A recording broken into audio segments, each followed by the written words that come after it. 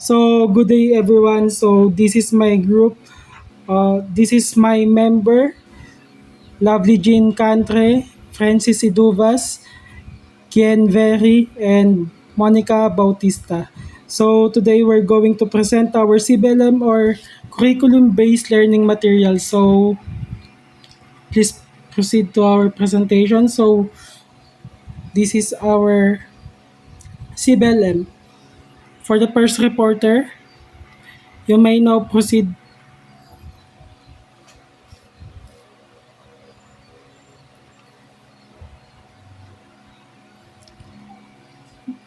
So, yan, audible ba ako?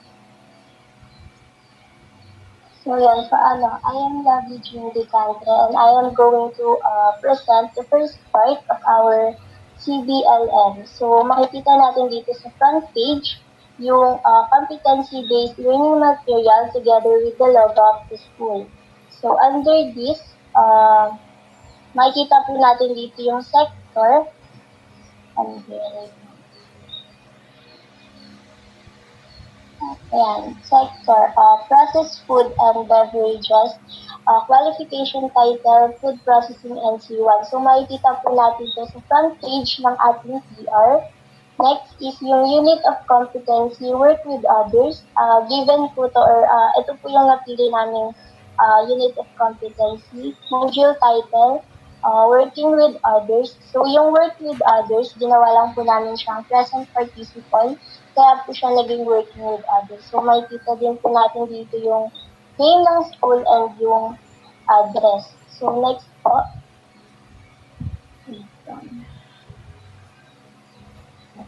Introduction.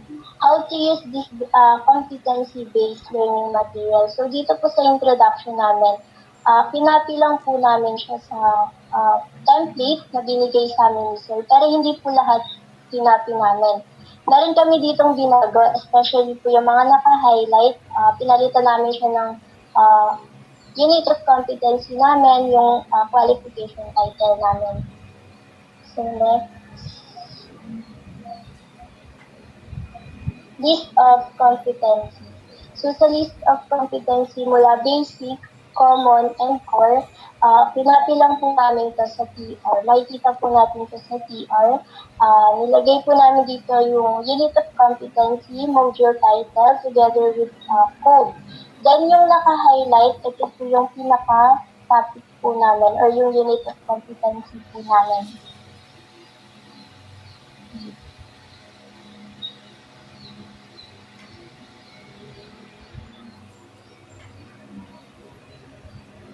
Next po is module content. Unit of competency, module title, and module descriptor, makikita po natin sa session plan and also po sa CBC. Nominal duration, yung nag-base po kami sa CBC kasi mas mahaba. Then, learning outcomes, sa unit of competency po namin, meron po kami dalawang learning outcomes. Develop effective workplace relationship and contribute to work activity. So, lahat po ito makikita po siya sa CBC. Tinapi lang po namin. Yung assessment criteria, ganun din. Tinapi lang namin siya sa CBC. Next is learning outcome 1.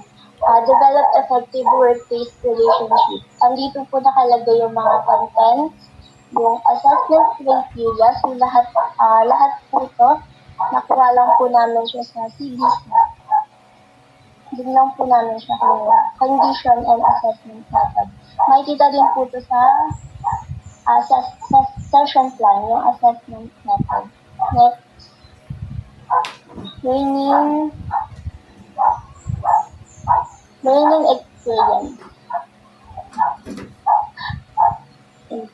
Learning experience, LO1, develop effective workplace relationship. So makikita natin dito yung learning activities and yung mga special instruction. So yung learning activities dito, ito lang yung mga list ng makikita ng mga estudyante or yung mga gagawin nila dito. From read information to answer self-check, tsaka paggawa ng task sheet. So, yun lang po. Next presenter.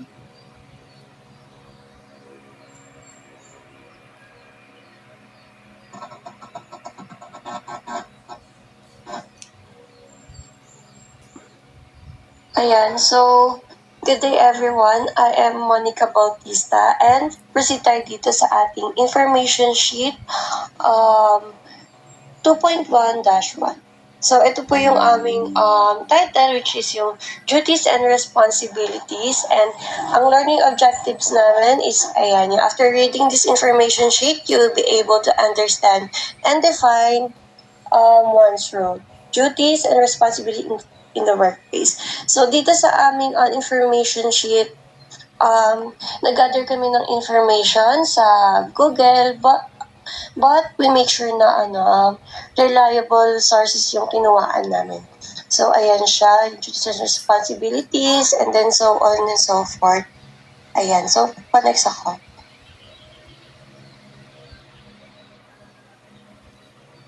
Ayan. Dito rin yung mga examples and then yung mga ideas. Ayan. So next tayo dito.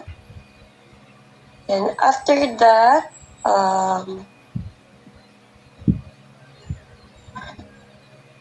nandito na tayo sa ating self-check. After ng information sheet natin, so next nun is self-check. So, identification yung ginawa namin, and after that, after namin gumawa ng self-check, nasasagutan nila, nandito yung ating answer key. Yan, i-compare nila yung answer nila dito sa ating answer key. Ayan. And yung mga answer key niya, and proceed tayo sa next page. Yan. Dito na tayo sa ating information sheet 2.1-2. So, ayun din yung learning objectives namin. Kagaya nung dun sa 2.1-1, ganun din yung ginawa namin. Sariling gawa namin siya, but naghanap kami ng information sa ating Google, and then we make sure na reliable yung resources namin, and then we make sure na in-insert namin yung link na kinuhaan namin para iwas plagiarism. So, ayan. Nandiyan yung characters of effectiveness, working groups, and then pababa po tayo. Next po. Ayan. Babasahin lang nila yan. And then, proceed tayo dito sa ating self-check. After nun, katulad dun sa unang information sheet, meron tayo dito pa-self-check. So, dito naman, true or false tayo. Sariling gawa namin siya. And then, after ng self-check, dito na rin magpo-proceed tayo sa ating answer key. Iko-compare din nila yung answers nila, and then, kung may natutunan ba talaga sila sa ating information sheet. So, next tayo. Ayan, dito na tayo sa information sheet number 3. Ayan, yung learning objective as well as information sheet 1 and 2. Ganun din siya, learning objectives, and then what is effective feedback. Ayan, kinuha lang din natin siya sa Google, and then dapat, huwag kakalimutan, kumuha tayo sa reliable sources, and huwag natin kakalimutan yung ating pinagkuhaan or yung reference. Ayan. Yan. After nan, ganun ulit, self-check, and then dito naman, true or false ulit siya, and gawa namin siya.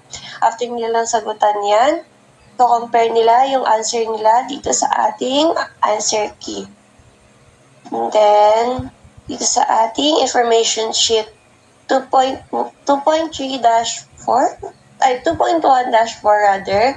Yan, dito rin yung aming title, which is yung interaction, and then yung learning objectives din namin. So, babasahin nila yan, and then discuss natin, and yung 10 tips of interacting with others, and then so on and so forth. And then, after nyan, magkakaroon ulit tayo ng ating self-check. Ayan, medyo mahaba siya. Ayan, identification naman ulit dito, and then 10 items siya, and then after nilang sagutan yan, i-compare nila yung ating answer sa answer key. Ayan. Yan, that's all, and then proceed tayo sa ating next reporter. Thank you.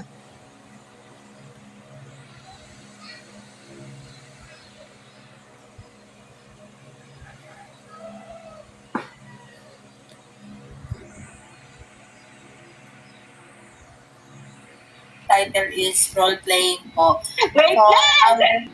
okay, thank you, Miss Monica. I'm Ken Berry for the next reporter po. For our task sheet po, 2.1-4, interactions po. Ang title po ng gagawin namin sa task sheet is role-playing po. For our performance objective po is shows and demonstrate different interaction in our workplace. Sa supplies naman po, ang gagamitin nila is props, learning materials. And sa steps and procedure po, mag-create po sila ng 5 members and kailangan po nilang i-read yung information sheet 2.1-4 interaction. And gagawa na po sila ng role-playing that shows different interaction with other employees and or team members. Next slide po.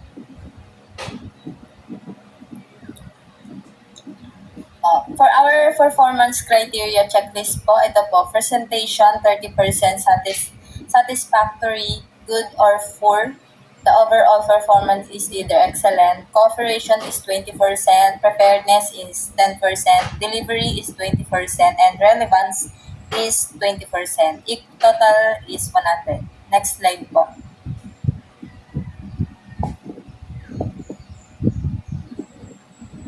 Ayan, si Francis na yan.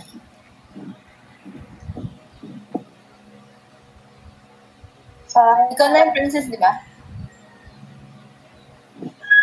so Ebra, let's proceed to learning outcome number.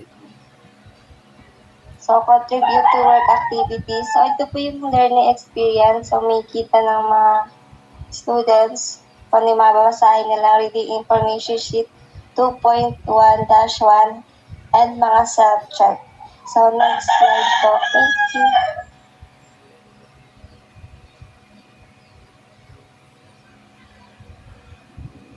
So, ito po yung info sheet 2.2-1. So, providing the support to team members. So, yung objective po niyan is to understand and define the importance of creative collaboration with social perspectiveness and problem systemicity in the workplace. So, ayan, babasahin na po nila yan. Ano po yung importance ng teamwork. Hala, wait, nawala yung di ko makita yung slide.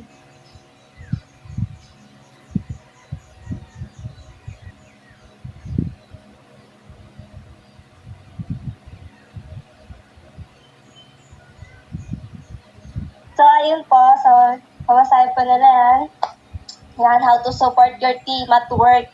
Sa mga magtatrabaho dyan. So, ayan. So, next slide lang po.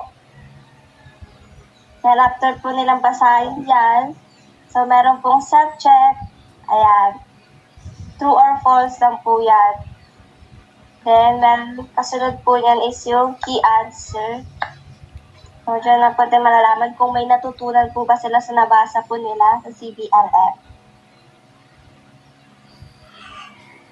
So, next naman po is Information Sheet 2.2-2, Organizational Requirements. So, ito yung objective po is to understand and define organizational requirements. So, dyan na yung babasahin nila importance ng time and time management, especially kapag nagtatrabaho na. And next slide lang po.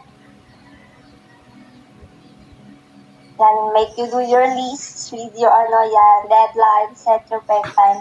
So, pagkatapos po niyan, meron po tayo subject 2.2-2. So, ayun po, identification lang po yan.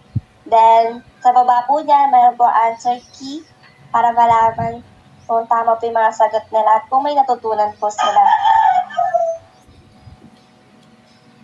So, yun po, next, yung info sheet number 3. Bababa na lang po.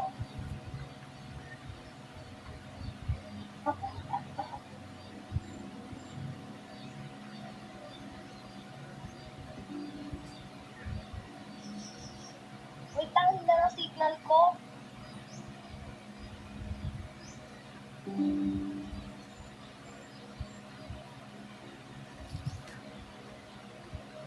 Three, information relevant to work is shared with team members. So, objective po neto is to understand and define importance and and initiative and dedication in the group process.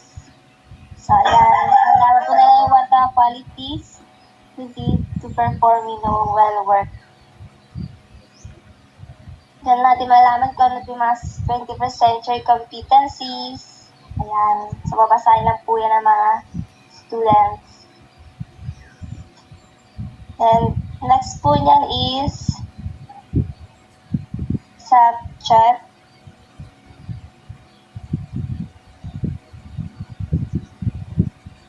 Yes, yan. Subject po 2.2-3. Then, sa baba po niyan yung answer key. So, yan po, para matutunan para malaman kung meron po pa natutunan yung mga students. And that's all po for learning outcome number 2.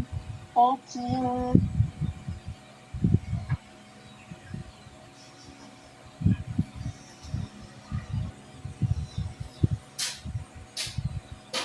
So, ayan po, for our reference, lahat po ng mga nila mula sa learning outcome number 1 hanggang sa learning outcome number 2. Diyan po kinuha lahat yung reliable sources po. Diyan po namin linagay lahat yung mga reliable sources po para hindi po magkaroon ng plagiarism. Katulad po ng sinabi ni Miss Monica po.